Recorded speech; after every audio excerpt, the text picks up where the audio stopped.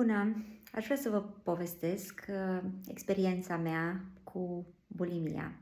Mi-aduc aminte, din adolescență, tot mă chinuiam cu tendința de a mă îngrășa. Nu eram supraponderal, obez, eram undeva la limită, însă pe mine mă stresa foarte mult, probabil și pentru că în adolescență oricum suntem mai sensibili cu imaginea de sine și nu știam cum să fac ca să controlez această problemă, să o rezolv. Uneori mă înfometam, iar după aceea, pentru că nu mai rezistam, mâncam și mâncam destul de mult și compulsiv, iar după aceea mă simțeam vinovată pentru că am mâncat și îmi provocam singură voma, mergeam la WC și vă dați seama, mi-era și mă simțeam și foarte rău după aceea, mă ustura în gât, mă simțeam și foarte vinovată. O perioadă iarăși mă pedepseam și nu mai mâncam, dar după aceea iarăși era un cerc vicios, iarăși apelam la această metodă pentru că nu știam altcumva cum să rezolv problema aceasta a kilogramelor, a tendinței de a mă îngrășa. Nu vorbeam cu nimeni despre asta, nu știam pe nimeni care m-ar putea ajuta și nu aveam încredere în nimeni să vorbesc pentru că mi-era foarte mult rușine, mă rușinam și mă simțeam murdară după aceea.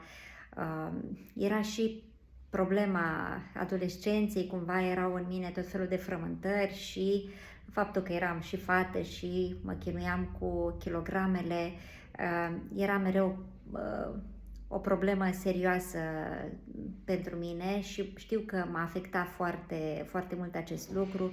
Parcă mai mereu îmi venea să mă gândesc la mâncare și căutam într-un fel, găseam în mâncare un refugiu. Nu știu exact ce a cauzat această problemă, poate și acele probleme emoționale specifice adolescenței. După aceea, mai târziu, am aflat că aveam și sindromul ovariului polichistice, pentru că mi s-au descoperit și multe chisturi pe ovare și am avut mai multe probleme care mi-au arătat că am acest sindrom. Dar atunci nu știam și nu știam nici soluții. Era și pe vremea lui Ceaușescu, nu se vorbea despre asta, nu am găsit nicăieri scris despre o astfel de problemă, așa că singur a trebuit să mă confrunt cu ea. Mai târziu am devenit vegetariană și am făcut mai multe schimbări în stil de viață și cumva s-a reglat problema cu greutatea. Dar mai mereu trebuia să am foarte mare grijă pentru că foarte ușor aveam tendința de a mă îngrășa, însă cel puțin am depășit acea problemă, nu mai provocam voma, nu mai aveam acest comportament, însă știu că mâncam repede și acum am tendința de a mânca prea repede, trebuie să mă controlez conștient.